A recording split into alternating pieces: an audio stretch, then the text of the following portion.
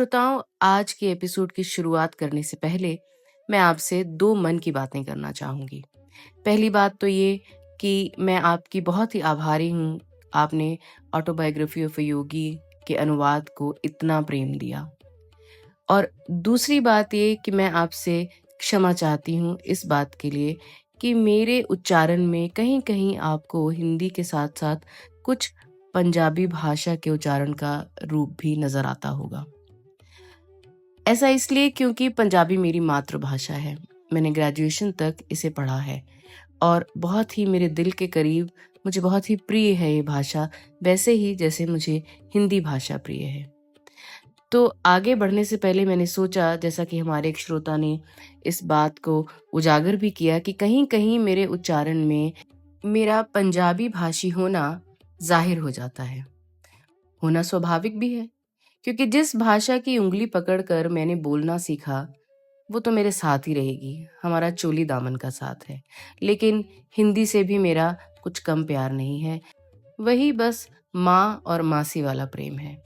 तो मैं अपने श्रोताओं से अनुरोध करूँगी कि आगे चलकर भी कभी आपको ऐसा लगे कि कहीं-कहीं पंजाबी बाहर निकल कर आ रही है मेरी, तो कृपया इसे मेरे साथ टॉलरेट करिएगा।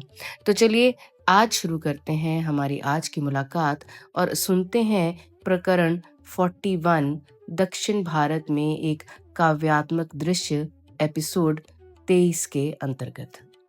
डिक, इस मंदिर में प्रवेश कर पाने वाले तुम पहले पाश्चात्य व्यक्ति हो। अनेक लोगों के प्रयास विफल रहे हैं इसमें। मेरे इन शब्दों को सुनकर श्री राइट पहले तो चौंक गए, फिर खुश हो उठे। दक्षिण भारत में पहाड़ियों में बसे सुंदर चामुंडी मंदिर में मैसूर के राज परिवार की कुल देवता चामुंडी देवी के सोने चांदी के सिंहासन के सामने भक्ति भाव से प्रणाम कर हम लोग बाहर निकले थे। यहाँ से मैसूर दृश्यमान होता है। श्री राइट ने गुलाब की कुछ पंखुड़ियों को सहेज कर रखते हुए कहा, इस अपूर्व सम्मान की स्मृति में पुजारी महाराज द्वारा गुलाब जल छिड़क कर पवित्र की गई इन पंखुड़ियों को मैं हमेशा संभाल कर रखूंगा। श्री राइट और मैं 1935 का नवंबर महीना मैसूर राज्य के अतिथि के रूप में बिता रहे थे। वहां के महाराजा के उत्तराधिकारी युवराज श्री कंथिरवा नरसिंह राज वाडियार ने अपने सुशिक्षित और प्रगतिशील राज्य के परिदर्शन के लिए मुझे और मेरे सचिव को निमंत्रित किया था। गत 15 दिनों में मैंने टाउन हॉल, महाराजा के कॉलेज और यूनिवर्सिटी मेडिकल कॉलेज में मैसूर शहर के हजारों नागरिकों और छात्रों के सम्मुख व्याख्यान दिए थे। इसके अतिरिक्त मैंने बेंगलोर में 3 विशाल जनसभाओं को संबोधित किया था। National high school, intermediate college और चेट्टी टाउन हॉल, जिसमें 3000 लोग उपस्थित थे। अपने भाषणों में मैंने अमेरिका का जो उज्जवल चित्र खींचा, उस पर उत्सुक लग रहे श्रोताओं को विश्वास हुआ या नहीं मैं नहीं जानता, परंतु जब जब मैंने पूर्व और पश्चिम के सर्वोत्तम वैशिष्ट्यों के आदान प्रदान से हो पड़ने वाले पारस्परिक लाभों का जिक्र किया, तब तब तालियों की गड़गड़ाहट सबसे ऊंची गूंज उठती थी। श्री राइट और मैं अब उष्ण प्रदेश शांति में विश्राम का समय बिता रहे थे। अपनी यात्रा दैनंदिनी में श्री राइट ने मैसूर का अपना अनुभव इस प्रकार लिखा है। विस्तृत आकाश में क्षण क्षण बदलने वाली भगवान की चित्रकारिता को मग्न होकर निहारने में अनेकानेक क्षण बीत गए। ये मग्नता इतनी गहरी थी कि अन्य किसी बात की खबर ही नहीं रही। आखिर केवल प्रभु की तुलिका से ही तो ऐसे रंग प्रकट हो सकते हैं, जिनमें प्रत्यक्ष जीवन की ताजगी निखर आती है। जब मनुष्य केवल रंग द्रव्यों से इन रंगों की नकल करने का प्रयत्न करता है, तो उनमें वह ताजगी नहीं आती, क्योंकि भगवान किसी तैल या रंग द्रव्य का प्रयोग नहीं करते, बल्कि इससे कहीं अधिक सादे, सरल और प्रभावी माध्यम का प्रयोग करते हैं, प्रकाश किरणों का। वे प्रकाश का एक छपका यहाँ उड़ा देते हैं और वह लाल प्रतिभासित होने लगा। उस पर तुलिका फेर दी और वह धीरे धीरे नारंगी और सुनहरे रंग में बदल जाता है। फिर अपनी तुलिका पर बैंगनी रंग लेकर वे उसे बादलों में चुभो देते हैं और वहां उस घाव से बहती रक्तिमा युक्त चक्री बन जाती है। इस प्रकार रात दिन वे अपना ये खेल चलाते ही रहते हैं। चिर परिवर्तनशील, चिर नवीन, सदा नई ताजगी, कभी पुनरावृत्ति नहीं, कभी वही आकृति नहीं, कभी वही रंग नहीं। दिन के रात में और रात के दिन में बदलते समय भारत में जो सौंदर्य प्रकट होता है, उसकी कहीं कोई तुलना नहीं। प्राय आकाश ऐसा दिखता है मानो ईश्वर ने अपनी रंग पेटी में से सारे रंग निकालकर एक साथ जोर से आकाश में उछाल दिए हों। मैसूर शहर से 12 मील दूर स्थित विशाल कृष्णराज सागर बांध के सूर्यास्त दृश्य के अद्भुत सौंदर्य का वर्णन तो मुझे करना ही पड़ेगा। योगानंद जी और मैं वहां जाने के लिए एक छोटी सी बस में सवार हो गए। उस बस के इंजन को हैंडल मारकर चालू करने के लिए एक छोटा सा लड़का भी हमारे साथ हो लिया। सड़क कच्ची परंतु अच्छी समतल थी। जब हम लोग निकले तो सूर्य अस्त हो ही रहा था। क्षितिज पर पिचक दिए गए अति पक्व टमाटर की भांति वह दिखाई दे रहा था। हर जगह की तरह ही यहाँ भी रास्ता धान के चौकोर खेतों के बीच में से ही जा रहा था। रास्ते के दोनों ओर शीतल छायादार वट वृक्ष थे, जिनके बीच बीच में नारियल के ऊंचे ऊंचे पेड़ भी थे। लगभग हर तरफ एक जंगल सा ही लग रहा था। अंततः हम लोग एक पहाड़ी के ऊपर पहुंच गए। सामने एक विशाल कृत्रिम झील दिखाई दे रही थी, जिसमें आकाश के तारों और किनारे के ताड़ एवं अन्य वृक्षों का प्रतिबिंब पड़ रहा था। झील के चारों ओर पहाड़ियों में सीढ़ियां काट काट कर सुंदर सुंदर बगीचे बनाए गए थे और किनारों पर इलेक्ट्रिक लाइटों की पंक्तियां थी। बांध की दीवार के नीचे का दृश्य तो देखते ही बनता था। विशाल ऊंचे ऊंचे उठने वाले फव्वारों पर पड़ती रंग बिरंगी प्रकाश किरणें ऐसा दृश्य प्रस्तुत कर रही थी मानो अत्यंत सुंदर रंग बिरंगे उज्जवल प्रभा युक्त स्याहियों के उत्स्राव हों, मानो नीले लाल हरे पीले जल प्रपात वहां नृत्य कर रहे हों। कहीं कहीं हाथी की भव्य प्रस्तर प्रतिमाओं के ऊपर उठी सूंडों से पानी के फव्वारे उड़ रहे थे। ये बांध धान के खेतों और सीधे साधे लोगों की इस प्राचीन भूमि में अपनी आधुनिकता में अद्वितीय है।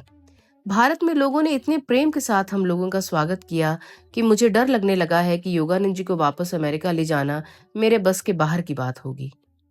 एक और दुर्लभ अवसर मुझे मिला, हाथी की सवारी का, जो मैं पहली बार कर रहा था। कल युवराज ने हमें हाथी की सवारी का आनंद लेने के लिए अपने ग्रीष्मकालीन महल में बुलाया।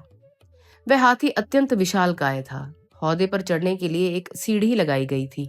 मैं उस सीढ़ी से रेशम के गद्दे लगाकर नरम बनाए गए बक्सनुमा हौदे में पहुंच गया। हाथी ने ढलान से उतरते हुए एक संकरे मार्ग पर चलना शुरू किया और उसी के साथ शुरू हुआ हौदे में हमारा इधर से उधर लुढ़कना, उछाले जाना, ऊपर उठना और नीचे गिरना, कभी इधर झूमना तो कभी उधर झूमना। ये सब इतना रोमांचक था कि चिंता करने का या कुछ कहने का समय ही नहीं था। बस अपनी जान बचाने के लिए कसकर पकड़े रहने के सिवा कोई विचार ही उस समय मन में नहीं आ सकता था। ऐतिहासिक और पुरातात्विक अवशेषों से भरपूर दक्षिण भारत एक निश्चित और फिर भी अवर्णनीय सुंदरता से युक्त प्रदेश है। मैसूर के उत्तर में विशाल गोदावरी नदी द्वारा अलग किया गया हैदराबाद राज्य का सुंदर पठारी भाग है। विस्तृत उपजाऊ जमीन, मनोरम नीलगिरी पर्वत, कुछ हिस्सों में चूने के पत्थर या ग्रेनाइट पत्थर की बंजर पहाड़ियों से युक्त ये प्रदेश अत्यंत मनोहारी है।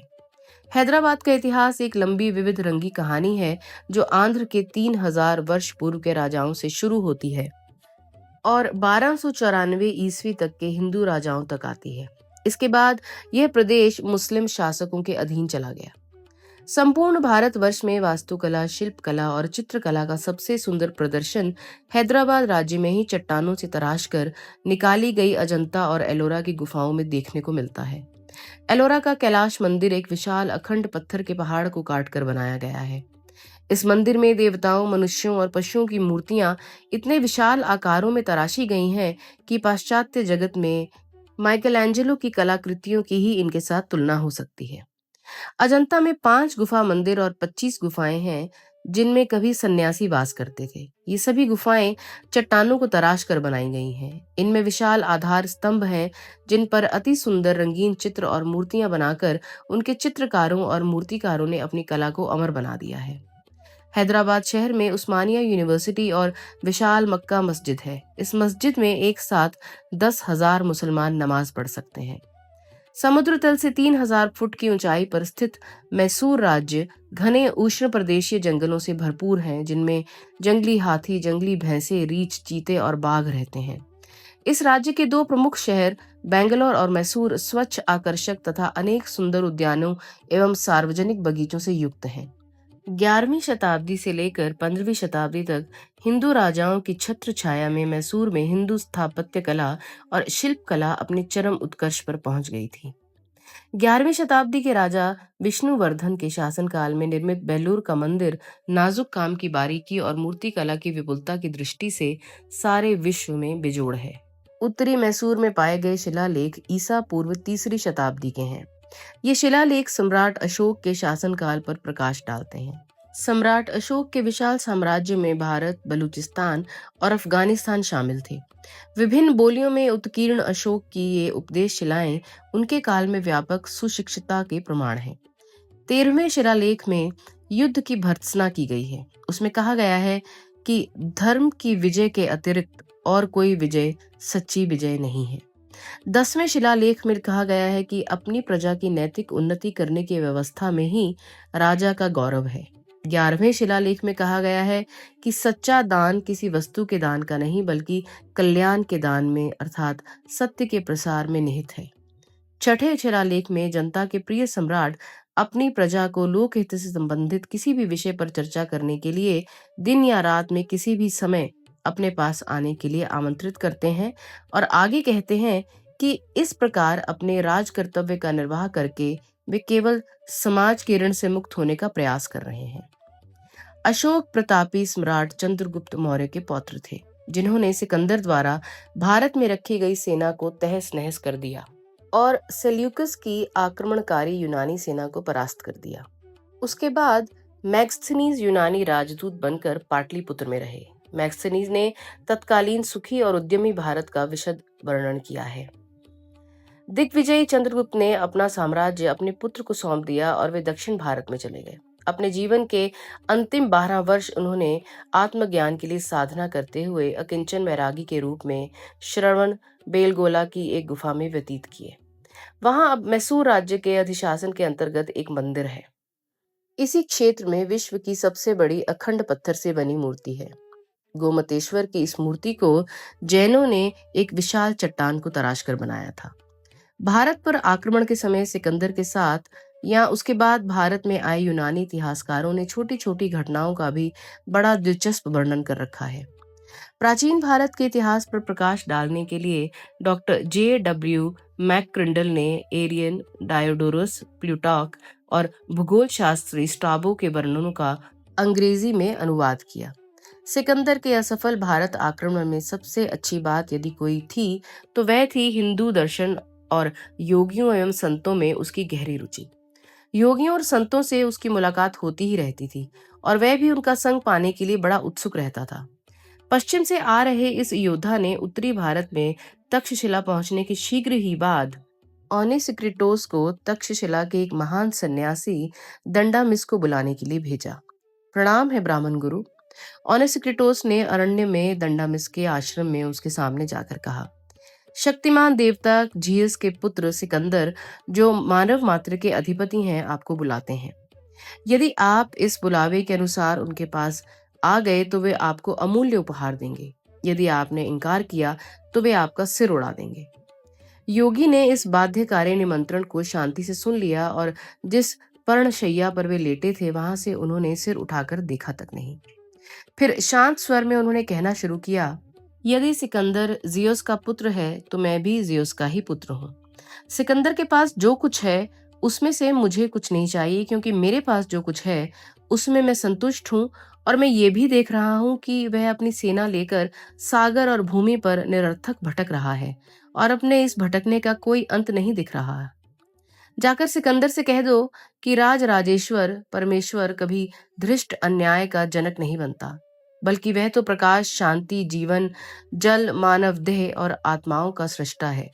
जब मृत्यु मनुष्य को शरीर से मुक्त कर देती है और मनुष्य किसी रोग व्याधि से ग्रस्त नहीं रह जाता, तब परमात्मा हर मनुष्य को फिर अपने पास ले लेता है। केवल उसी परमात्मा के चरणों में मैं सर झुकाता हूँ जो हत्या से घृणा करता है और कभी युद्धों के लिए प्रोत्साहन नहीं देता। उसी शांत स्वर में धिक्कार करते हुए दंडामिस कहते गए, सिकंदर कोई देवता नहीं है, क्योंकि उसे मृत्यु का ग्रास बनना ही पड़ेगा। उसके जैसा कोई जो अपने आंतरिक ब्रह्मांड साम्राज्य के सिंहासन पर अभी बैठा ही नहीं है, इस जगत का अधिपति कैसे बन सकता है। ना ही उसने अभी सशरीर यमलोक में प्रवेश किया है और ना ही उसे इस पृथ्वी के विशाल प्रदेशों के ऊपर से जाने वाले सूर्य पथ का ही ज्ञान है। अधिकांश देशों में उसका नाम भी लोगों ने नहीं सुना है। इस भर्त्सना के बाद जो निश्चय ही पृथ्वीपति के कानों में कभी पड़ी सबसे कड़ी फटकार रही होगी, दंडामिस ने व्यंग बाण चलाया। यदि सिकंदर की इच्छा वासनाओं की पूर्ति के लिए उसका वर्तमान साम्राज्य पूरा नहीं पड़ रहा हो, तो उसे गंगा पार जाने के लिए कहो। वहां उसे ऐसा प्रदेश मिलेगा जो उसकी सारी सेना का भरण पोषण कर सकता है। सिकंदर के उपहार मेरे किसी काम के नहीं, दंडामिस बोलते जा रहे थे। जिन्हें मैं बहुमूल्य मानता हूँ और जो मेरे काम के हैं, वे हैं वृक्ष जो मुझे आश्रय देते हैं, लहलहाते पेड़ पौधे जो मुझे प्रतिदिन मेरा आहार देते हैं, और पानी जो मेरी प्यास बुझाता है। चिंता कर करके जमा की हुई संपत्ति उस जमा करने वाले के विनाश का कारण बनती है, जिससे उसे केवल दुख और शोक प्राप्त होता है। सभी अप्रबुद्ध मनुष्य इसी दुख और शोक से ग्रसित होते हैं। मुझे देखो, जंगल के पत्तों पर लेटता हूँ और सुरक्षित रखने योग्य कोई वस्तु पास न होने के कारण निश्चिंत होकर गहरी नींद में सोता हूँ। जबकि अगर कोई ऐसी वस्तु मेरे पास होती जो कि संसार की दृष्टि में मूल्यवान है, तो उसका बोझ मेरी नींद उड़ा देता। जिस प्रकार माता अपने बच्चे को दूध पिलाती है, और उसी प्रकार ये धरती माता मेरी हर आवश्यकता की पूर्ति करती है। किसी चीज की कोई चिंता करने की आवश्यकता ही ना होने के कारण मैं जब जहां चाहे चला जाता हूँ। सिकंदर मेरा सिर यदि काट भी दे, तो भी वह मेरी आत्मा को नष्ट नहीं कर सकता। तब मेरा मूक मस्तक और फटे वस्त्र के समान मेरा ये शरीर इस धरती पर पड़ा रहेगा जिसके तत्वों से ये बना था, और मैं आत्मा बनकर परमात्मा के पास चला जाऊंगा। उस परमात्मा ने ही हम सबको रक्त मांस के शरीर में बंद करके ये देखने के लिए इस धरती पर भेजा था कि हम यहाँ नीचे आकर उसकी आज्ञाओं का पालन करते हैं या नहीं। और जब हम यहाँ से प्रस्थान कर उसके पास जाएंगे, तब वह हमारे जीवन का हिसाब हमसे लेगा। सारे अन्यायों का हिसाब वही करता है। पीड़ितों की आहें ही अत्याचारियों का दंड विधान बना देती हैं। सिकंदर अपनी धमकियों से उन्हें डराए जिन्हें धन की इच्छा हो और जो मृत्यु से डरते हों। ब्राह्मणों के आगे उसके अस्त्र शस्त्र निरर्थक हैं, क्योंकि हमें ना ही स्वर्ण का मोह है और ना ही मृत्यु का भय। इसलिए जाओ और सिकंदर से कह दो, दंडामिस को तुम्हारी किसी चीज की जरूरत नहीं है, इसलिए वह तुम्हारे पास नहीं आएगा। और तुम्हें यदि दंडामिस से कुछ चाहिए, तो तुम स्वयं दंडामिस के पास जाओ। ओनेसिक्रोटिस ने दंडामिस की शब्दों में उसका ये संदेश सिकंदर को सुनाया। सिकंदर अत्यंत ध्यानपूर्वक सुनता रहा। उसके मन में दंडामिस का दर्शन करने की इच्छा पहले से भी अधिक प्रबल हो गई, क्योंकि वे भले ही वृद्ध थे और नग्न रहते थे, परंतु वे एकमात्र ऐसे विरोधी थे जो कई राष्ट्रों के उस विजेता पर भी भारी पड़ रहे थे। सिकंदर ने अनेक ऐसे तपस्वी ब्राह्मणों को तक्षशिला में आमंत्रित किया जो दार्शनिक प्रश्नों के सारगर्भित उत्तर देने के लिए विख्यात थे। प्लूटॉक ने उस वाक युद्ध का विवरण दिया है। सभी प्रश्न सिकंदर ने स्वयं ही किए थे। किनकी संख्या अधिक है, जीवित लोगों की या मृत लोगों की? जीवित लोगों की, क्योंकि मृत लोगों का अस्तित्व ही नहीं है। अधिक बड़े प्राणी कहाँ होते हैं, समुद्र में या भूमि पर? भूमि पर, क्योंकि समुद्र भूमि का ही केवल एक हिस्सा है। पशुओं में सबसे चालाक कौन है? वह जिसे मनुष्य ठीक से जानता नहीं। पहले क्या था, दिन या रात? दिन एक दिन पहले बना था। इस उत्तर को सुनकर सिकंदर के चेहरे पर आश्चर्य प्रकट हुआ। तब ब्राह्मण ने कहा, असंभव प्रश्नों के उत्तर भी असंभव ही होते हैं। मनुष्य सभी का प्रिय कैसे बन सकता है? मनुष्य लोगों को प्रिय तभी लगेगा जब अत्यंत शक्ति संपन्न होते हुए भी वह दूसरों के मन में अपने लिए भय पैदा ना करे। किस उपाय से मनुष्य देवता बन सकता है? मनुष्य के लिए जो काम असंभव है उसे कर दिखाकर। जीवन और मृत्यु में अधिक बलवान कौन है? जीवन, क्योंकि वह इतने अधिक पापों को भी सहन कर सकता है। सिकंदर भारत से एक सच्चे योगी को अपना गुरु बनाकर ले जाने में सफल हो गया। उस योगी का नाम कल्याण था, जिन्हें यूनानी लोग कालानोस कहने लगे। वे सिकंदर के साथ फारस तक गए। वहां सूसा नामक गांव के पास एक निर्दिष्ट दिन संपूर्ण यूनानी सेना की आंखों के सामने जलती चिता में प्रवेश कर उन्होंने अपना जरा जर्जर शरीर त्याग दिया। इतिहासकारों ने लिखा है कि यूनानी सैनिकों के आश्चर्य का ठिकाना न रहा जब उन्होंने देखा कि उस योगी को न शारीरिक यातना को कोई भय था, न मृत्यु का। अग्नि ज्वालाओं के बीच जलते हुए वे क्षण के लिए भी कभी अपने स्थान से हिले नहीं। चिता में प्रवेश करने से पहले कालानोस ने अपने अनेक संगी साथियों को गले लगाया, परंतु सिकंदर से विदा नहीं ली। उसे केवल इतना ही कहा, मैं तुमसे बाद में बेबीलोन में मिलूंगा।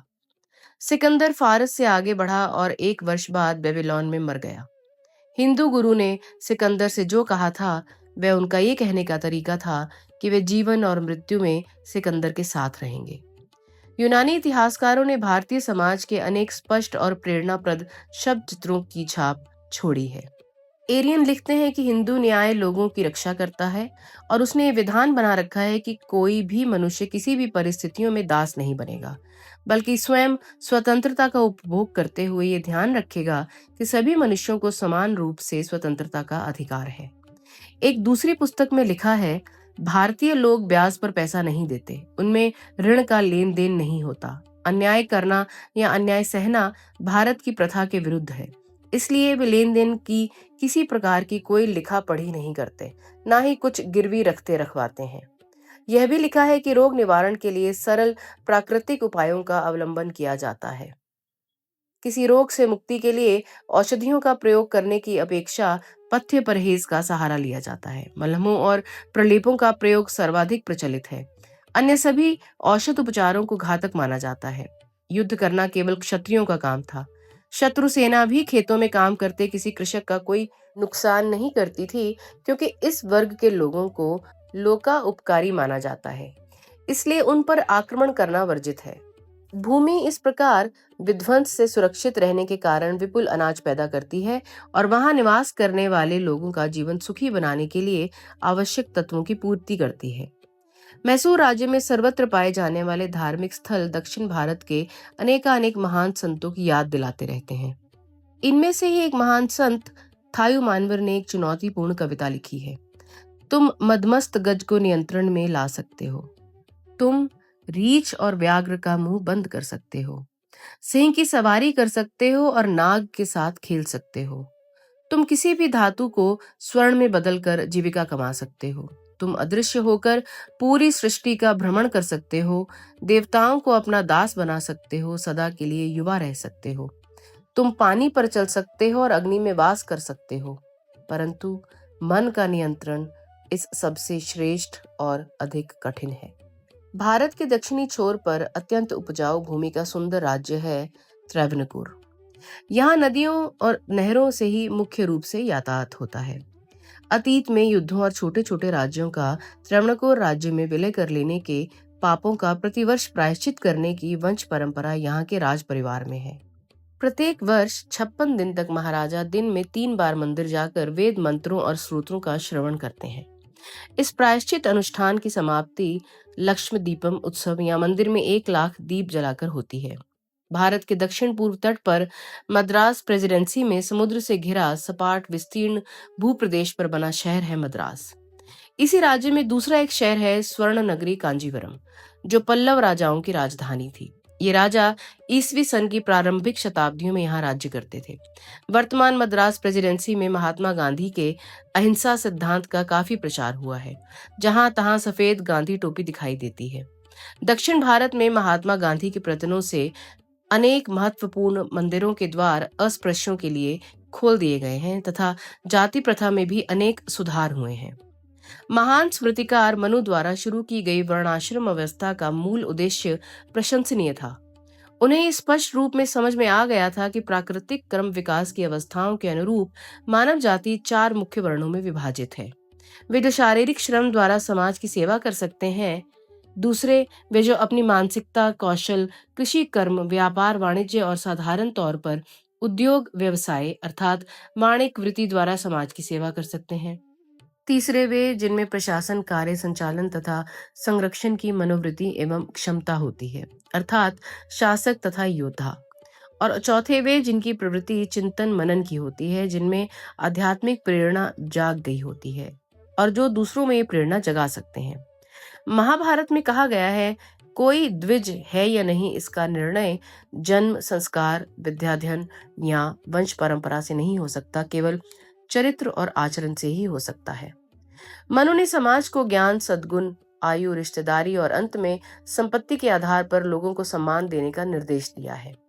वैदिक काल के भारत में धन के संचय को और ऐसे धन को जो लोकोपकार के लिए उपलब्ध ना होता हो, घृणा की दृष्टि से देखा जाता था।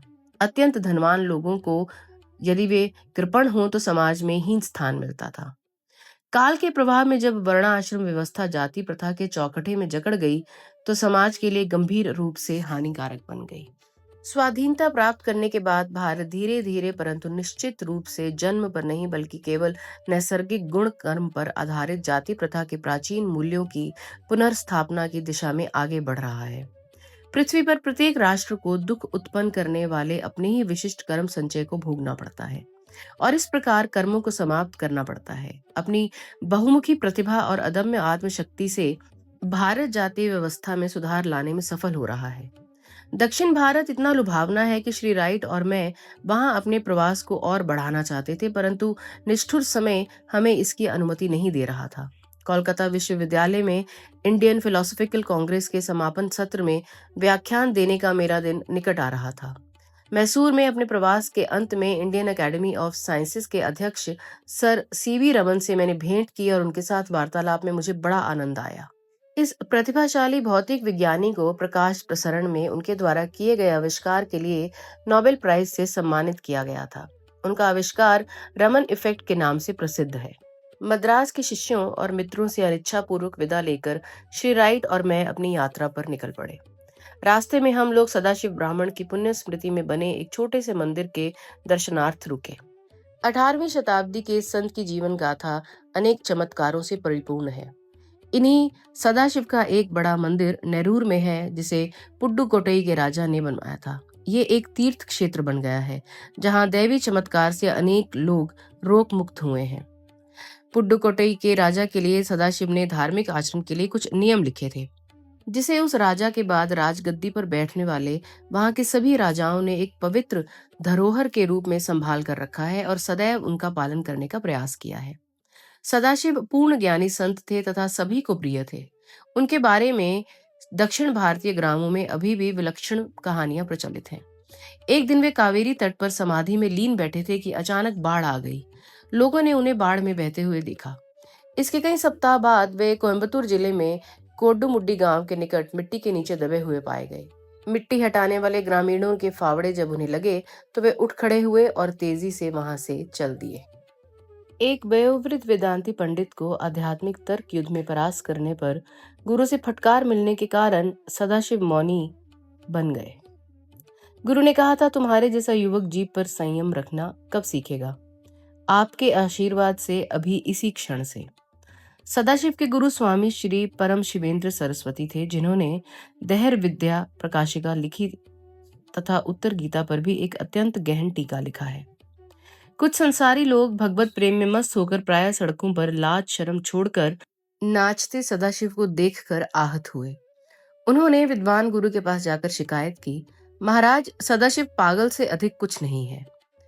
परंतु परम शिवेंद्र महाराज ने आनंद के साथ मुस्कुराकर कहा, आहा, काश यदि आप सभी भी इस प्रकार के पागल बन सकते।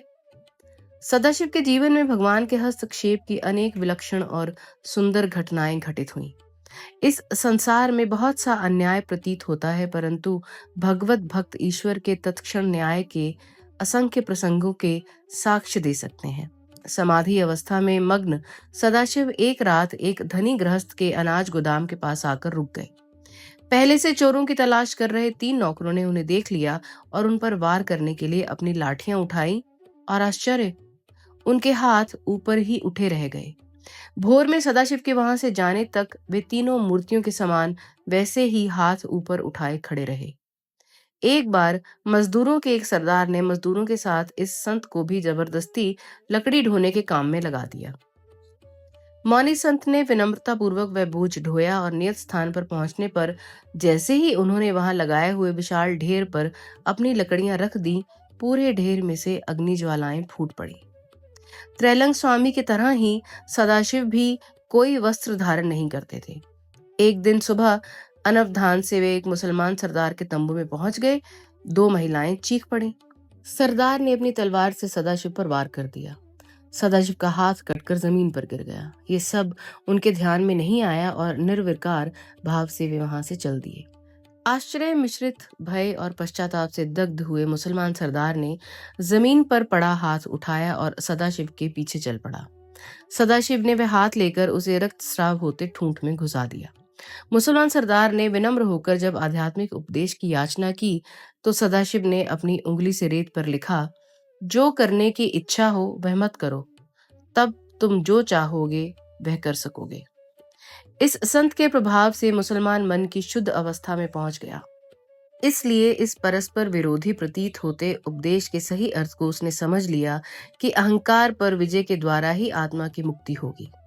इस छोटे से उपदेश का आध्यात्मिक आघात इतना शक्तिशाली था कि वह योद्धा सदाशिव का उन्नत शिष्य बन गया। अपने पुराने रास्तों पर वह फिर कभी नहीं लौटा। श्री सदाशिव के समक्ष गांव के बच्चों ने एक बार मदुरै का मेला देखने की इच्छा व्यक्त की। योगी ने बच्चों को इशारा किया कि वे उनके शरीर का स्पर्श करें। बच्चों के स्पर्श करते ही तत्क्षण सब के सब मदुरै पहुंच गए। वहां हजारों तीर्थयात्रियों के बीच बच्चे खुशी से घूमते रहे। कुछ घंटों बाद योगेवर परिवहन के अपने उसी सरल ढंग से बच्चों को वापस गांव में ले आए। बच्चों के माता पिता चकित होकर उनके मुंह से मदुरै की शोभा यात्रा का असंदिग्ध वर्णन सुन रहे थे और बच्चों के हाथों में मदुरै की मिठाइयों का पैकेट भी देख रहे थे। एक लड़के को इस कहानी पर विश्वास नहीं हुआ। उसने बच्चों की बातों का और सदाशिव का उपहास किया। अगली बार जब श्रीरंगम में मेला लगा तो वह लड़का सदाशिव के पास गया। परिहास करने के बाद वह ऊंचे स्वर में बोला, महाराज, उन बच्चों को आप जैसे मदुरै ले गए थे, वैसे मुझे भी श्रीरंगम क्यों नहीं ले जाते? सदाशिव ने उसकी इच्छा पूरी कर दी और लड़का दूसरे ही क्षण उस सुदूर शहर की भीड़ में पहुंच गया। पर जब वह वापस लौटना चाहता था तो अफसोस, संत महाराज कहाँ थे? आखिर पद यात्रा के साधारण माध्यम का अवलंब कर उस लड़के को थक हार कर अपने गांव पहुंचना पड़ा। दक्षिण भारत से निकलने से पहले श्री राइट और मैं श्री रमन महर्षि से मिलने के लिए तिरुवन्नामलाई के पास पावन अरुणाचल पर्वत की तीर्थ यात्रा करने गए। श्री रमन महर्षि ने अत्यंत प्रेम पूर्वक अपने आश्रम में हमारा स्वागत किया और पास ही रखे ईस्ट वेस्ट पत्रिका के ढेर की ओर हाथ दिखाया। हम जितने समय तक उनके पास उनके शिष्यों के साथ रहे, उसमें अधिकांश समय महर्षि मौन ही रहे। उनके मुखमंडल पर ईश्वरीय प्रेम और ज्ञान का तेज था। दुखी मानव को अपनी पूर्णता की विस्तृत अवस्था को पुनः प्राप्त करने के लिए श्री रमन का ये उपदेश है कि उसे निरंतर अपने आप से ये प्रश्न करना चाहिए कि मैं कौन हूँ। सचमुच बहुत बड़ा प्रश्न। अन्य सब विचारों को दृढ़ता पूर्वक दूर ढकेल देने से साधक शीघ्र ही अपने सच्चे स्वरूप की गहराइयों में उतरता चला जाता है और दूसरे विचारों से मन भ्रमित होना बंद हो जाता है। भारत के इस ज्ञानी महर्षि ने लिखा है, द्वैत को और त्रितत्व को कोई सहारा चाहिए। बिना सहारे के वे उत्पन्न नहीं हो सकते। उस सहारे का ज्ञान प्राप्त करने से ही वे ढीले पड़कर नष्ट हो जाते हैं। यही सत्य है। जो इसे जान जाता है वह फिर कभी नहीं लड़खड़ाता। यहाँ इस चैप्टर को खत्म करते हुए हम आगे बढ़ते हैं चैप्टर नंबर 42 यानी कि 42 की ओर, अपने गुरु के साथ कुछ अंतिम दिन। गुरुजी, आज आपको अकेले देखकर मुझे बहुत खुशी हो रही है। कुछ फल और गुलाब पुष्पों की सुगंध से महक रही टोकरी हाथ में लिए मैं अभी अभी श्री रामपुर आश्रम में पहुंचा ही था। श्री युक्तेश्वर जी ने दीन भाव से मेरी ओर देखा। तुम्हारा प्रश्न क्या है? गुरुदेव कमरे में नजर दौड़ा रहे थे, मानो बच निकलने का कोई रास्ता ढूंढ रहे हो। गुरुजी, मैं हाई स्कूल का एक युवा विद्यार्थी था जब आपके पास आया था। अब मैं प्रौढ़ हो गया हूँ, यहाँ तक कि एक दो बाल अब भी सफेद हो गए हैं। आपने हमारे मिलन के प्रथम क्षणों से लेकर अब तक सदा ही अपने मूक प्रेम की वर्षा मुझ पर की है। पर क्या आपके ध्यान में ये बात आई है कि केवल उस पहले दिन ही आपके मुख से निकला था, मैं तुमसे प्रेम करता हूँ? मैं याचना भरी दृष्टि से उनकी ओर देख रहा था। गुरुदेव ने अपनी दृष्टि झुका ली। योगानंद, मूक हृदय की गहराइयों में सुरक्षित बैठी प्रगाढ़ प्रेम की सुकुमार भावनाओं को क्या भाव शून्य शब्दों में प्रकट करना आवश्यक है? गुरुजी, मैं जानता हूँ कि आपको मुझसे बेहद प्यार है, फिर भी मेरे नश्वर कान आपके मुख से उन शब्दों को सुनने के लिए तरसते हैं। जैसी तुम्हारी इच्छा। अपने वैवाहिक जीवन में मुझे एक पुत्र की चाह थी ताकि मैं उसे योग मार्ग की शिक्षा दे सकूं, परंतु जब तुम मेरे जीवन में आए तब मैं संतुष्ट हो गया। तुम में मुझे मेरा बेटा मिल गया। श्री युक्तेश्वर जी की आंखों में दो स्पष्ट अश्रु बिंदु छलक आए। योगानंद, मुझे सदा ही तुमसे प्यार रहा है और सदा ही रहेगा। आपके इन शब्दों ने मेरे लिए स्वर्ग के सारे द्वार खोल दिए हैं। मुझे ऐसा लगा मानो मेरे हृदय पर से एक भारी बोझ हट गया हो, जैसे उनके शब्दों से वह बोझ सदा के लिए पिघल कर बह गया हो। मैं जानता था कि वे आत्मसत हैं और भावुकता के लिए उनके स्वभाव में कोई स्थान नहीं था। फिर भी उनकी खामोशी का अर्थ मैं समझ नहीं पाता था।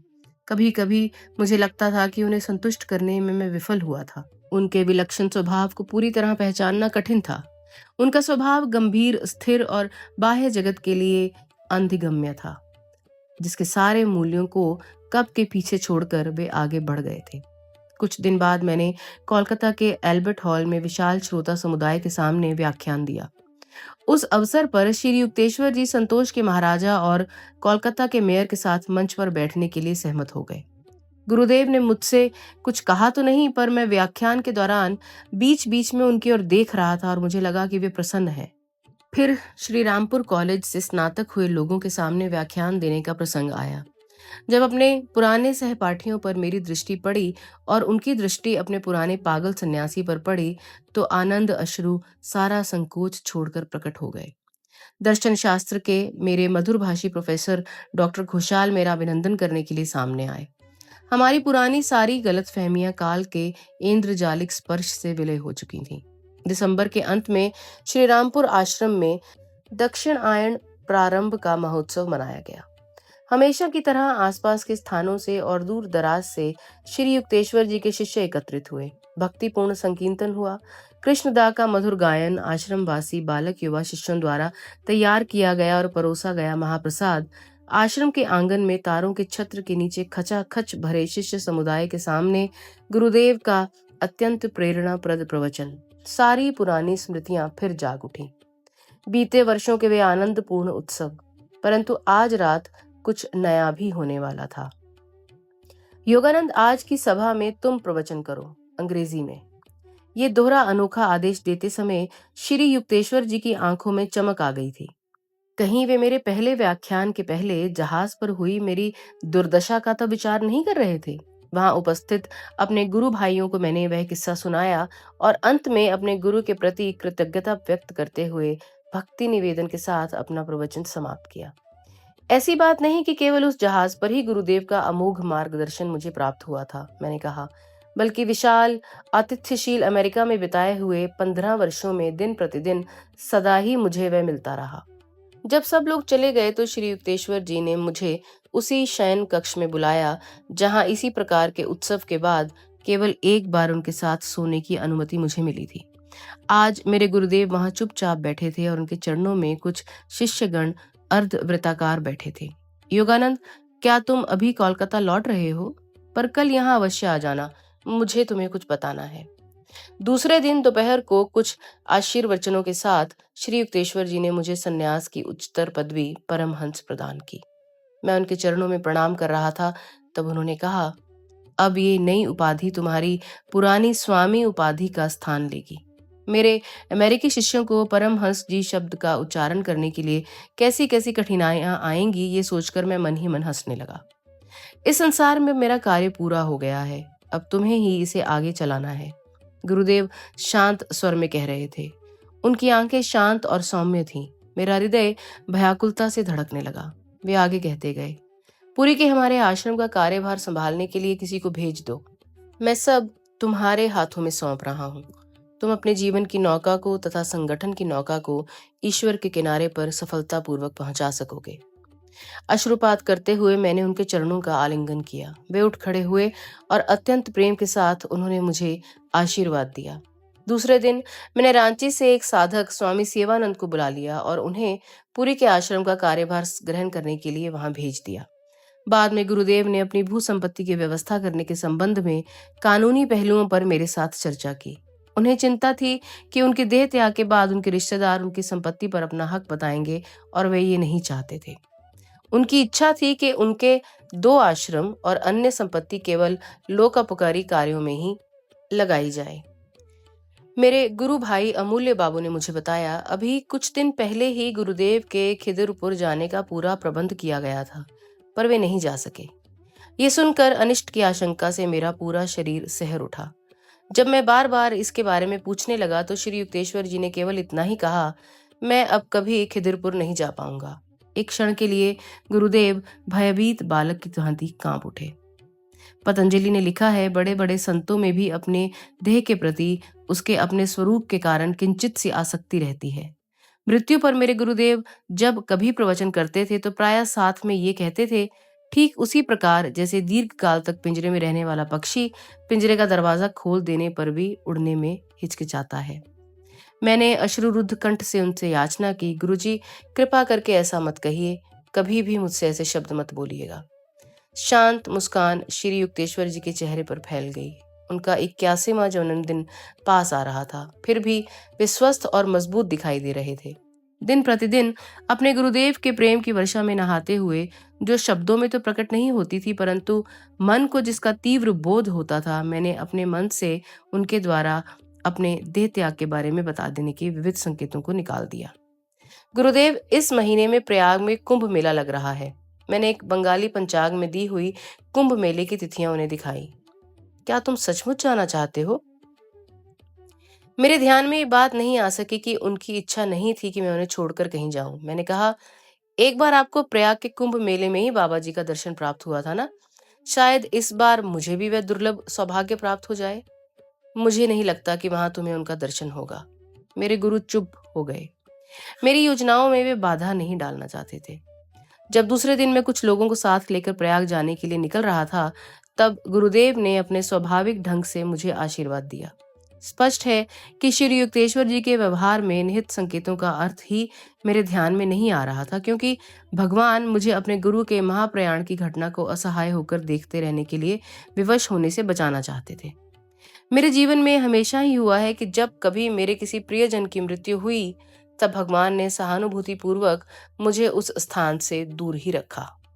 23 जनवरी 1936 को हम लोग कुंभ मेले में पहुंच गए। लगभग 20 लाख लोगों का उमड़ता जनसागर मन में अपनी एक विशिष्ट छाप डाल देता है, बल्कि मन को विभोर कर देता है। साधारण से साधारण देहातियों में भी ईश्वर के महत्व के प्रति और उनकी प्राप्ति के लिए संसार का त्याग करने वाले साधु सन्यासियों के प्रति अनन्य श्रद्धा भारतीय लोगों की एक विशेषता है। झूठे और पाखंडी साधु सन्यासी भी होते हैं, परंतु उन गिने चुने सच्चे महात्माओं की खातिर जिन्होंने अपने आत्म प्रकाश से इस भूमि को धन्य किया है, भारत सभी साधु सन्यासियों के प्रति श्रद्धा भाव रखता है। उस दृश्य को देखने वाले पाश्चात्यों के लिए इस राष्ट्र की धड़कन को पहचानने का, उस आध्यात्मिक उमंग को पहचानने का ये अपूर्व अवसर था, जिसके बल पर भारत ने काल के कठोर आघातों को सहते हुए भी अपने प्राणों की रक्षा की है। वहां हम लोगों का पहला दिन तो केवल आश्चर्यपूर्वक निहारते रहने में ही बीत गया। पाप प्रक्षालन के लिए हजारों की संख्या में लोग पवित्र गंगा में स्नान कर रहे थे। ब्राह्मण पुरोहित शास्त्रोक्त विधियों से पूजा पाठ कर रहे थे। मौन साधु सन्यासियों के चरणों में भक्ति भाव के साथ विविध सामग्री अर्पित की जा रही थी। हाथी अलंकारों से सजे हुए घोड़े, राजपुताना के धीरे धीरे चलने वाले ऊंट सब कतारों में चल रहे थे, और इनके पीछे हाथों में सोने और चांदी के दंड या रेशमी मखमल की पताकाएं लिए नागा साधुओं का जुलूस चल रहा था। केवल कौपीन धारण किए साधु छोटे छोटे दलों में शांत बैठे थे। उन्होंने सारे शरीर में भस्म रमाई हुई थी, जो सर्दी और गर्मी से उनकी रक्षा करती है। उनके ललाट पर तृतीय नेत्र का प्रतीक चंदन तिलक लगाया हुआ था। गेरुए वस्त्र धारण किए, दंड कमंडल और भिक्षा पात्र लिए मुंडित मस्तक स्वामी वहां हजारों की संख्या में दिखाई दे रहे थे। वे या तो इधर उधर चलते दिखाई देते या अपने शिष्यों के साथ धर्म चर्चा करते दिखाई देते। त्याग की शांति उनके चेहरों पर चमक रही थी। यहाँ वहां वृक्षों के नीचे जलते लट्ठों के बड़े बड़े ढेरों के चारों ओर चित्र विचित्र साधु बैठे दिखाई दे रहे थे। उनकी जटाओं के बड़े बड़े जूड़े सिर के ऊपर बंधे हुए थे। कुछ साधुओं की दाढ़ी कई फुट तक लंबी थी, जिसे उन्होंने गांठ बांध कर रखा था। वे चुपचाप ध्यान करते रहते या फिर अपने सामने से गुजरती भीड़ को हाथ उठाकर आशीर्वाद देते रहते। उस भीड़ में भिक्षुक भी होते, हाथियों पर सवार महाराजा भी होते, रंग बिरंगी साड़ियां पहने चूड़ियां और पायल की रुंझुन करती महिलाएं भी होती, फकीर भी होते जिन्होंने अपने अत्यंत कृश हाथ विचित्र ढंग से ऊपर उठाए रखे होते, ध्यान के लिए योगदंड हाथ में लिए चलते ब्रह्मचारी होते, आंतरिक परमानंद को गंभीर मुद्रा के पीछे छिपाए विनम्र साधु भी होते। इस कोलाहल के ऊपर मंदिरों में आने का आदेश देने वाले मंदिरों का घंटा नाद अनवरत रूप से सुनाई देता रहता। मेले में दूसरे दिन मैं अपने साथ के लोगों के साथ अनेक आश्रमों और अस्थायी कुटियों में गया और वहां हमने साधु संतों का दर्शन कर उन्हें प्रणाम किया। स्वामी संप्रदाय की गिरी शाखा के प्रमुख का भी आशीर्वाद हमें प्राप्त हुआ। तपस्वी वृत्ति के इस क्षीणकाय सन्यासी की आंखों में मुस्कुराहट के साथ साथ प्रखर तेज था। इसके बाद हम लोग एक अन्य आश्रम में गए। इस आश्रम के गुरु 9 वर्षों से मौन व्रत का पालन कर रहे थे और केवल फलाहार करते थे। आश्रम के मुख्य मंडप में मंच पर एक प्रज्ञाचक्षु साधु बैठे थे, जिन्हें शास्त्रों का अत्यंत गहरा ज्ञान था और सभी संप्रदायों के लिए वे श्रद्धास्पद थे। उस शांत आश्रम में मैंने हिंदी में वेदांत पर एक छोटा सा प्रवचन किया और फिर हम लोग पास ही रह रहे स्वामी कृष्णानंद से मिलने गए। स्वामी कृष्णानंद आकर्षक व्यक्तित्व के सन्यासी थे। गुलाबी गाल, बलशाली स्कंद, उनके पास ही एक पालतू सिंहनी लेटी हुई थी। स्वामी जी के आध्यात्मिक प्रभाव से, न कि उनके बलिष्ठ देह के प्रभाव से, जंगल के उस पशु ने मांसाहार वर्जित कर दिया था और केवल दूध भात खाकर वह रहती थी। स्वामी जी ने उस पिंगल वर्णी पशु को एक आकर्षक गुरगुराहट के साथ ओम का उच्चारण करना सिखा दिया था। भक्त शेरनी। इसके बाद हम लोग एक तरुण विद्वान साधु से मिले। श्री राइट की यात्रा दैनंदिनी में उस भेंट का सुंदर वर्णन है। फोर्ड कार से हमने चरमराते पीपा पुल पर से गंगा पार की। फिर अति संकीर्ण टेढ़ी मेढ़ी गलियों में से लोगों की भीड़ के बीच से होकर हमारी गाड़ी सांप की तरह धीरे धीरे आगे बढ़ने लगी। रास्ते में नदी तट पर योगानंद जी ने वह स्थान भी दिखाया जहां श्री युक्तेश्वर जी बाबा जी से मिले थे। थोड़ी देर बाद हम लोग कार से उतरकर कुछ दूर तक पैदल चले। रास्ते में साधुओं की धुनियों का घना धुआं भरा हुआ था और रेत पर पांव फिसल जाते थे। अंततः हम लोग घास फूस और मिट्टी की बनी कुछ अत्यंत साधारण झोंपड़ियों के सामने पहुंचे। इनमें से एक झोंपड़ी के सामने हम रुक गए। इस झोंपड़ी का प्रवेश द्वार बिल्कुल छोटा सा और किवाड़हीन था। इसमें रहते थे अपनी असाधारण विद्वता के लिए प्रसिद्ध तरुण परिव्राजक साधु करपात्री महाराज। वहां वे पुआल पर पालथी मारकर बैठे थे। उनके शरीर पर एकमात्र आवरण और संसार में उनकी एकमात्र संपत्ति था एक गेरुआ वस्त्र जो उन्होंने पहन रखा था और उसी का एक छोर अपने कंधों पर ओढ़ रखा था। हम लोगों ने हाथ पांवों पर रेंग कर किसी प्रकार झोंपड़ी में प्रवेश कर उस ज्ञानी महात्मा के चरणों में प्रणाम किया। उनका चेहरा सचमुच दिव्य लग रहा था। हमारी ओर देखकर वे मुस्कुराए। प्रवेश द्वार पर एक लालटेन टिमटिमा रही थी, जिसके हिलते जुलते प्रकाश में झोंपड़ी की दीवारों पर भिन्न भिन्न आकारों की छायाएं नाच रही थी। उनके चेहरे पर और आंखों में तेज था और श्वेत दंत पंक्ति अत्यंत आकारबद्ध एवं सुंदर थी। उनकी हिंदी मेरी समझ से परे थी, परंतु उनके हाव भावों से उनके कहने का अर्थ पूर्णतः समझ में आ जाता था। उनमें उत्साह, प्रेम और आध्यात्मिक वैभव ठूस ठूस कर भरा हुआ था। उनकी महानता के बारे में किसी को संदेह हो ही नहीं सकता था। संसार से जो किसी भी प्रकार से जुड़ा ही ना हो, उसके जीवन के सुख की कल्पना कीजिए। न कपड़ों का झंझट, न कुछ खाने की कोई लालसा। कभी भिक्षा नहीं मांगते थे। पकाया गया खाना एक दिन छोड़कर खाते थे। कोई भिक्षा पात्र पास नहीं रखते थे। रुपए पैसे को हाथ नहीं लगाते थे। कभी किसी चीज का संग्रह नहीं करते थे। ईश्वर में सदा पूर्ण विश्वास। कहीं आने जाने के लिए वाहनों की कोई चिंता नहीं, क्योंकि किसी वाहन पर कभी बैठते ही नहीं थे। केवल पवित्र नदियों के किनारे किनारे चलते जाते थे। किसी भी स्थान पर एक सप्ताह से अधिक रुकते नहीं थे, ताकि किसी स्थान के प्रति आसक्ति न उत्पन्न हो जाए। और विनम्रता इतनी, वेदों के असाधारण ज्ञाता, काशी हिंदू विश्वविद्यालय से एमए और शास्त्री उपाधि प्राप्त। उनके चरणों में बैठकर मेरे मन में एक उदात्त भावना उभर आई। ये सब प्राचीन और सच्चे भारत को देखने की मेरी इच्छा का उत्तर प्रतीत हो रहा था, क्योंकि आध्यात्मिक महापुरुषों की इस भूमि के वे सच्चे प्रतिनिधि हैं। करपात्री जी से मैंने उनके परिवारजक जीवन के बारे में कुछ प्रश्न किए। क्या सर्दियों के लिए भी आप कोई अतिरिक्त कपड़े नहीं पहनते? नहीं, ये पर्याप्त है। क्या कुछ पुस्तकें आप अपने साथ रखते हैं? नहीं, जो लोग मुझसे कुछ सुनना चाहते हैं उन्हें मैं अपनी स्मरण शक्ति से सुनाता हूँ। आप और क्या क्या करते हैं? गंगा किनारे घूमता हूँ। उनके इन शब्दों को सुनकर मैं उनके जीवन की सादगी को अपनाने के लिए लालायित हो उठा। मुझे अमेरिका और वहां अपने कंधों पर बैठे सारे उत्तरदायित्वों की याद आई।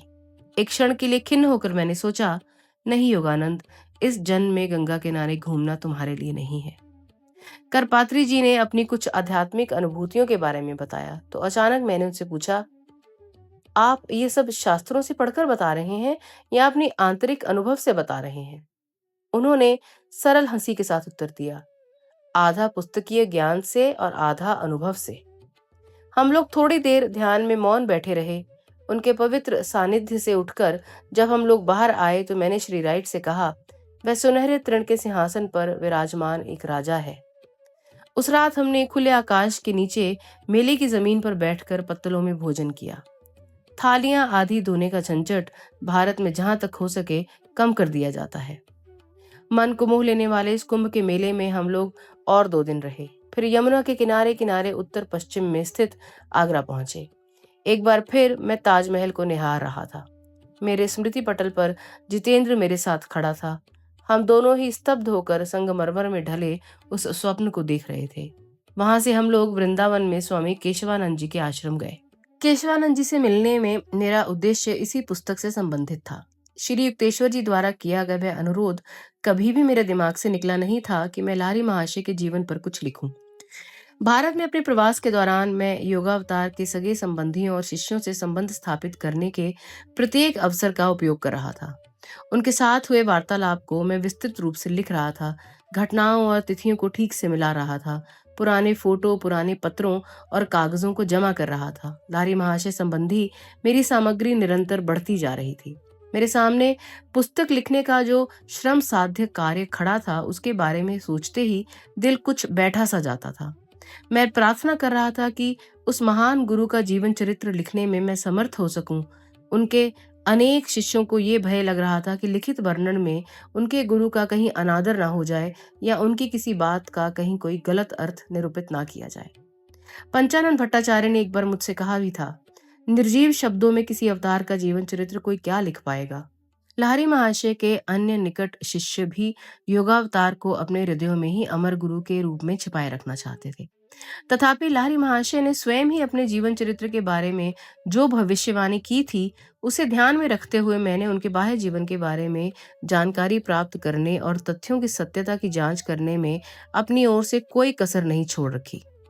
स्वामी केशवानंद जी ने वृंदावन के अपने कात्यायनी पीठ आश्रम में हम लोगों का मनपूर्वक स्वागत किया। यह आश्रम ईंटों का बना विशाल भवन है जिसमें भारी भरकम काले स्तंभ हैं। ये भवन सुंदर उद्यान के बीच में स्थित है। वे तुरंत ही हमें अपने बैठक खाने में ले गए जहां लाहिरी महाशय की बड़ी सी विशाल फोटो टंगी हुई थी। केशवानंद जी की आयु 90 वर्ष की हो चली थी, परंतु फिर भी उनका शरीर मजबूत और स्वस्थ दिख रहा था। लंबे केश और हिमध्वल दाढ़ी के साथ वे मूर्तिमंत प्राचीन ऋषि लग रहे थे। मैंने उन्हें बताया कि भारतीय सिद्धों पर अपनी पुस्तक में उनके नाम का उल्लेख करने की मेरी इच्छा है। महान योगी मितभाषी होते हैं, इसलिए मैंने अनुनय करते हुए मुस्कुराकर कहा, कृपया करके मुझे अपने पूर्व जीवन के बारे में कुछ बताइए। केशवानंद जी ने विनम्रता दर्शाने वाले हाव भाव किए। बाह्य दृष्टि से विशेष कुछ मेरे जीवन में नहीं है। मेरा सारा जीवन हिमालय में ही बीता, जहाँ एक गुफा से दूसरी गुफा तक मैं पैदल ही जाता था। कुछ समय के लिए हरिद्वार के बाहर एक छोटा सा आश्रम बनाकर मैं रहता था। इस आश्रम के चारों ओर बड़े बड़े वृक्षों का उपवन था। वह बड़ी शांत जगह थी। सांपों की बहुलता के कारण वहां ज्यादा लोग नहीं आते थे। केशवानंद जी हंस पड़े। बाद में एक वर्ष गंगा की बाढ़ उस आश्रम को उसके साथ साथ सांपों को बहा ले गई। तब अपने शिष्यों की सहायता से मैंने यहाँ वृंदावन में ये आश्रम बनाया। हम में से किसी ने केशवानंद जी से पूछा कि वे हिमालय में बाघों से अपनी रक्षा कैसे करते थे। केशवानंद जी ने सिर हिलाते हुए कहा, उस उच्च आध्यात्मिक वातावरण में जंगली पशु शायद ही कभी योगियों पर हमला करते हैं। एक बार जंगल में बाघ के साथ मेरा अचानक सामना हो गया। हठात मेरे मुंह से आवाज निकल गई। बाघ स्तब्ध होकर एकदम मूर्तिवत खड़ा हो गया, मानो पत्थर बन गया हो। अपनी इन स्मृतियों पर स्वामी जी पुनः हंस पड़े। कभी कभी मैं अपने एकांतवास से निकलकर अपने गुरु के दर्शन करने बनारस जाता था। हिमालय के वीरानों में मेरे अनवरत भटकने के कारण वे मेरे साथ मजाक भी करते थे। तुम्हारे पांवों में चक्र है, एक बार उन्होंने मुझसे कहा। मुझे खुशी है कि हिमालय इतना विस्तृत है कि वह तुम्हें घूमते रहने में मग्न रख सकता है। केशवानंद जी कहते गए। लारी महाशय अपने महाप्रयाण के पहले भी और बाद में भी अनेक बार मेरे सामने प्रकट हुए हैं। उनके लिए हिमालय की कोई ऊंचाई कभी दुर्गम नहीं थी। 2 घंटे बाद वे हमें भोजन के लिए एक बरामदे में ले गए। मन ही मन मैंने हताशा का निश्वास छोड़ा। यहाँ भी 15 प्रकार के पदार्थों से युक्त भोजन। भारतीय आतिथ्य को स्वीकार करते हुए 1 वर्ष से भी कम ही समय हुआ था और मेरा वजन 50 पौंड बढ़ चुका था, परंतु मेरे सम्मान में आयोजित अनगिनत भोजों में इतने प्यार से बनाए गए किसी भी पदार्थ को लेने से मैं यदि इनकार करता तो उसे अशिष्टता की पराकाष्ठा माना जाता। भारत में गोल मटोल स्वामी दिखने में लोग खुश होते हैं। भोजन के उपरांत केशवानंद जी मुझे अन्य सभी लोगों से दूर एक एकांत स्थान में ले गए। वहां उन्होंने कहा, यहाँ तुम्हारा आना अनपेक्षित नहीं था। मेरे पास तुम्हारे लिए एक संदेश है। मुझे आश्चर्य हुआ क्योंकि केशवानंद जी से मिलने की मेरी योजना के बारे में किसी को कुछ नहीं पता था। उन्होंने आगे कहा, पिछले वर्ष उत्तरी हिमालय में बद्री नारायण के पास घूमते हुए मैं रास्ता भटक गया। एक बड़ी सी गुफा सामने दिखाई दी जो खाली थी, तथापि उसकी पथरीली जमीन में एक गड्ढे में अंगारे दहक रहे थे। इस एकांत गुफा में निवास करने वाले के बारे में सोचता हुआ मैं आग के पास आके बैठ गया। मेरी दृष्टि गुफा के प्रवेश द्वार पर लगी हुई थी, जहां सूर्य प्रकाश दिखाई दे रहा था। केशवानंद, मैं प्रसन्न हूं कि तुम यहाँ आए। मेरे पीछे से शब्द सुनाई दिए। चकित होकर मैंने मुड़कर देखा तो स्तब्ध रह गया। वहां बाबा जी खड़े थे। गुफा में अंदर गहरे भाग में बाबा जी प्रकट हो गए थे। अनेक वर्षों के उपरांत फिर से इस तरह उनके दर्शन पाकर मेरे आनंद की सीमा नहीं रही। मैं उनके चरणों में साष्टांग लौट गया। बाबा जी ने कहा, मैंने ही तुम्हें यहाँ बुलाया है, इसीलिए तुम रास्ता भूल गए और इस गुफा में आ गए जहां अभी मैं रह रहा हूँ। लंबे समय के बाद हम फिर मिले हैं। तुमसे पुनः मिलकर मुझे खुशी हुई। अमर गुरुदेव ने मेरे आध्यात्मिक कल्याण के आशीर्वाद स्वरूप कुछ कहकर आगे कहा, योगानंद के लिए मैं तुम्हें एक संदेश दे रहा हूँ। वे जब भारत वापस आएंगे तब तुमसे मिलने आएंगे। अपने गुरु और लाहिरी के जीवित शिष्यों से संबंधित अनेक बातों में वे पूर्ण व्यस्त रहेंगे। तुम्हारे पास जब वे आएंगे तब उन्हें बता देना कि उनके मुझसे मिलने के लिए आतुर होते हुए भी मैं इस बार उनसे नहीं मिलूंगा, परंतु किसी अन्य अवसर पर मिलूंगा। स्वामी केशवानंद जी के मुख से बाबा जी का ये सांत्वनाप्रद संदेश सुनकर मैं गदगद हो गया। मेरे हृदय के किसी कोने में हो रही चुभन समाप्त हो गई। अब मुझे इस बात का दुख नहीं रहा कि कुंभ मेले में मुझे बाबा जी ने दर्शन नहीं दिए, जैसा कि श्री युक्तेश्वर जी ने इंगित भी किया था। आश्रम में एक रात रहकर दूसरे दिन दोपहर को हम लोग कोलकाता के लिए चल पड़े। यमुना के पुल पर से गुजरते समय वृंदावन के आकाश का भव्य दृश्य देखकर हम लोग आनंद से भर उठे। सूर्य ने आकाश में मानो आग लगा दी थी, जो अग्नि देवता की किसी भट्टी के समान लग रहा था। उसके सुंदर रंग नीचे नदी के शांत जल में प्रतिबिंबित हो रहे थे। यमुना तट श्री कृष्ण की बाल लीलाओं की स्मृतियों में पुनीत हुआ है। यहीं पर एक अवतार और उसके भक्तों के बीच सदा बने रहने वाले महान दिव्य प्रेम को प्रकट करते हुए उन्होंने बालपन की भोली भाली मधुरता के साथ गोपियों के संग लीला रची। अनेक पाश्चात्य टीकाकारों ने भगवान श्री कृष्ण के जीवन को समझने में भारी भूल की है। शास्त्रीय रूपक शब्द अर्थ करने वाले लोगों की समझ में नहीं आ सकते। एक अनुवादक की एक मनोरंजक भूल का उदाहरण इस बात को स्पष्ट करता है।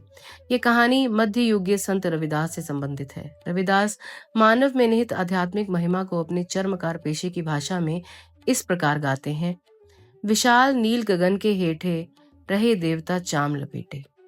एक पाश्चात्य लेखक ने इसका जो छिछला अर्थ निकाला है उसे देखकर कोई भी हंसे बिना नहीं रह सकता। वह कहता है, उन्होंने बाद में कुटिया बनाई और उसमें चमड़े से बनाई एक मूर्ति स्थापित कर दी और उसकी पूजा शुरू कर दी। रविदास महान संत कबीर के गुरु भाई थे। रविदास के गौरव प्राप्त शिष्यों में चित्तौड़ की रानी भी थी। रानी ने एक बार अपने गुरु के सम्मान में एक विशाल भोज का आयोजन किया और उसमें बहुत बड़ी संख्या में ब्राह्मणों को निमंत्रित किया। ब्राह्मणों ने एक नीच चमार के साथ बैठकर भोजन करने से मना कर दिया। ब्राह्मण जब अपना शुद्ध भोजन करने के लिए अलग बैठ गए तो प्रत्येक ब्राह्मण ने अपने पास रविदास को बैठे पाया। इस सार्वजनिक चमत्कार से चित्तौड़ में विस्तृत आध्यात्मिक पुनर्जागरण हुआ। कुछ ही दिनों में हम लोग कोलकाता पहुंचे। श्री युक्तेश्वर जी से मिलने के लिए मैं आतुर था। अतः जब मैंने सुना कि वे कोलकाता से दक्षिण में 300 मील दूर पुरी में हैं, तो मुझे घोर निराशा हुई। तुरंत पुरी चले आओ, ये तार मेरे गुरु भाई ने कोलकाता के दूसरे एक गुरु भाई अतुल चंद्र राय चौधरी को भेजा। इस संदेश का समाचार मेरे कानों तक भी आ पहुंचा। उसमें निहित अर्थ मुझे समझ आया। मैं धम्म से घुटनों पर बैठ गया और भगवान से अपने गुरु के प्राणों की भिक्षा मांगने लगा। मैं ट्रेन पकड़ने के लिए पिताजी के घर से निकल ही रहा था कि मेरे अंतर में एक दिव्य वाणी सुनाई दी। आज रात पुरी मत जाओ, तुम्हारी प्रार्थना स्वीकार नहीं हो सकती। शोकाकुल होकर मैंने कहा, प्रभु, आप पुरी में मेरे साथ रस्साकशी नहीं करना चाहते, जहां गुरुदेव के जीवन के लिए मेरी अनवरत प्रार्थनाएं आपको ठुकरानी पड़ेंगी। तो क्या आपकी इच्छा पर उन्हें उच्चतर कर्तव्यों के लिए जाना ही होगा? आंतरिक आदेश का पालन करने के लिए मैंने उस रात पुरी के लिए प्रस्थान नहीं किया। दूसरे दिन शाम को मैं ट्रेन पकड़ने के लिए चल पड़ा। रास्ते में 7 बजे एक काला सूक्ष्म मेघ आकाश में छा गया। बाद में जब ट्रेन पुरी की ओर दौड़ी जा रही थी, तब श्री युक्तेश्वर जी मेरी अंतर्दृष्टि के सामने प्रकट हो गए। वे अत्यंत गंभीर मुद्रा में बैठे थे। उनके दोनों ओर प्रकाश का एक एक पिंड था। क्या सब कुछ समाप्त हो गया? अनुनय विनय करते हुए मैंने अपने हाथ ऊपर उठा लिए। उन्होंने सिर हिलाया और धीरे धीरे अदृश्य हो गए। दूसरे दिन सुबह पुरी स्टेशन के प्लेटफॉर्म पर मन में झूठी आशा लिए मैं खड़ा था, तभी एक अनजान व्यक्ति मेरे पास आया। आपने सुना है कि आपके गुरुदेव चले गए? इसके बाद एक शब्द भी मुंह से निकाले बिना वह व्यक्ति चला गया। मुझे कभी भी इस बात का पता नहीं चल पाया कि वह कौन था या उसे कैसे मालूम हुआ कि मैं उस समय कहाँ मिलूंगा। मैं सन्न रह गया। मुझे प्लेटफॉर्म की दीवार का सहारा लेना पड़ा। ये बात मेरी समझ में आ गई कि गुरुदेव नाना उपायों में वह हृदय विदारक समाचार मेरे पास पहुंचाने की चेष्टा कर रहे थे। अंतर में प्रचंड विद्रोह धधकने लगा। मेरी आत्मा मानो ज्वालामुखी बन गई। आश्रम पहुंचते पहुंचते मैं लगभग पूरी तरह टूटने की कगार पर पहुंच चुका था। आंतरिक वाणी बार बार प्यार से मुझे समझा रही थी, धीरज रखो, शांत हो जाओ।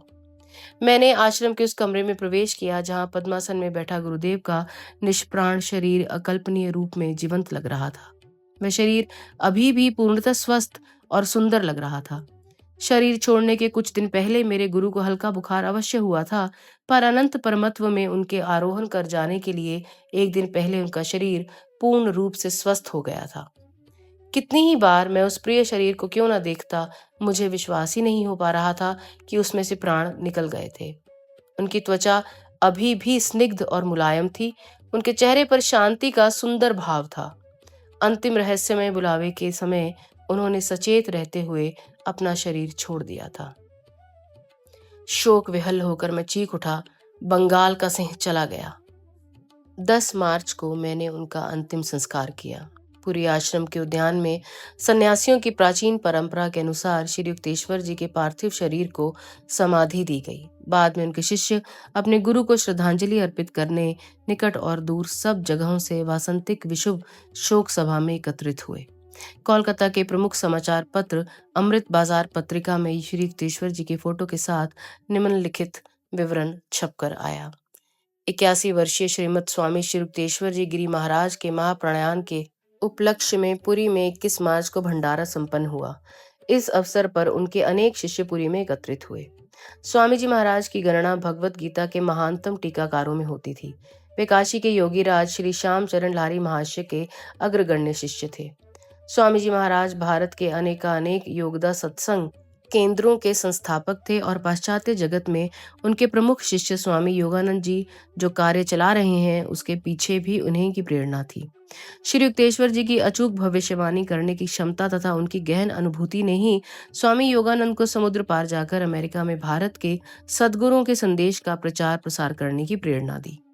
भगवत गीता तथा अन्य शास्त्रों की उनकी व्याख्या प्राच्य और पाश्चात्य दोनों दर्शनों पर श्री युक्तेश्वर जी के प्रभुत्व का प्रमाण देती हैं तथा पहली बार इन दोनों दर्शनों की एकता को स्पष्ट करती हैं। वे सभी धर्मों की एकता में विश्वास करते थे। अतः उन्होंने धर्म में वैज्ञानिकता लाने के लिए विविध पंथों और संप्रदायों के प्रमुखों से सहयोग से साधु सभा की स्थापना की। अपने देहांत के समय उन्होंने स्वामी योगानंद को अपने उत्तराधिकारी के रूप में साधु सभा का अध्यक्ष मनोनीत किया। ऐसे महापुरुष के देहावसान से भारत की बहुत बड़ी हानि हुई है।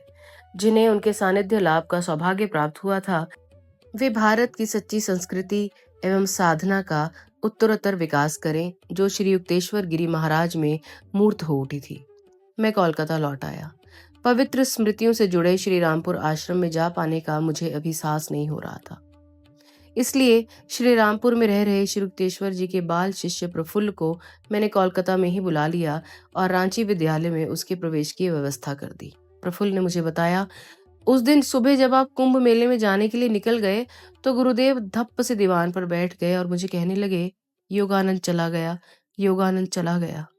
फिर कुछ गूढ़ ढंग से उन्होंने कहा, मुझे उसे किसी और प्रकार से बताना पड़ेगा। फिर वे घंटों मौन बैठे रहे। इसके बाद के मेरे दिन व्याख्यान कक्षाओं, साक्षात्कार तथा पुराने मित्रों के साथ पुनर्मिलन से ही भरे रहे। खोखली हंसी और अनवरत कार्य व्यवस्था के जीवन प्रवाह के नीचे काले शोकाकुल विचार परमानंद की उस आंतरिक सरिता को मैली किए जा रहे थे, जो इतने वर्षों तक मेरी अनुभूतियों के बालुका तल के नीचे अपने प्रवाह मार्ग में बहती आ रही थी। वे दिव्य ऋषि कहाँ चले गए? शोक संतप्त आत्मा की गहराइयों से मैं मूक रुदन करते हुए अपने अंतर से पूछता जा रहा था। कोई उत्तर नहीं आया। मेरा मन मुझे सांत्वना देने लगा। ये अच्छा ही हुआ कि गुरुदेव का परम प्रेमी परमात्मा के साथ संपूर्ण मिलन हो गया। अब वे अपने तेज से अक्षय धाम में सदा के लिए चमक रहे हैं। मेरा हृदय विलाप कर रहा था। अब तुम फिर कभी उन्हें श्री रामपुर आश्रम में नहीं देख पाओगे। अब फिर कभी तुम अपने दोस्तों को उनसे मिलाने के लिए लाकर नहीं कह सकोगे, देखो वो रहे भारत के ज्ञान अवतार। श्री राइट ने जून के प्रारंभ में हम लोगों के पश्चिम जाने के लिए मुंबई से जहाज पकड़ने की सारी व्यवस्था कर दी। एक पखवाड़े तक कोलकाता में विदाई भोज और व्याख्यानों का सिलसिला चलता रहा। उसके बाद मिस ब्लैच, श्री राइट और मैं अपनी फोर्ड कार से मुंबई के लिए निकल पड़े। वहां पहुंचने पर जहाज के अधिकारियों ने हमें अपनी यात्रा रद्द करने के लिए कहा, क्योंकि उस जहाज पर कार के लिए कोई जगह नहीं थी और हमें तो यूरोप में फिर उसकी आवश्यकता पड़ने वाली थी। कोई बात नहीं, मैंने खिन्न मन से श्री राइट से कहा, मैं एक बार फिर पुरी जाना चाहता हूँ, और मन ही मन कहने लगा, मेरे अश्रुओं को फिर एक बार अपने गुरुदेव की समाधि का अभिषेक करने दो। दोस्तों, आज की मुलाकात इस भारी अध्याय के साथ अब हम यहीं समाप्त करते हैं। मैं हूं आपकी दोस्त रोशनी और आप सुन रहे हैं ऑटोबायोग्राफी ऑफ अ योगी। जल्द ही इसका अगला भाग लेकर मैं आपके सामने एक बार फिर उपस्थित होंगी। तब तक जुड़े रहिए।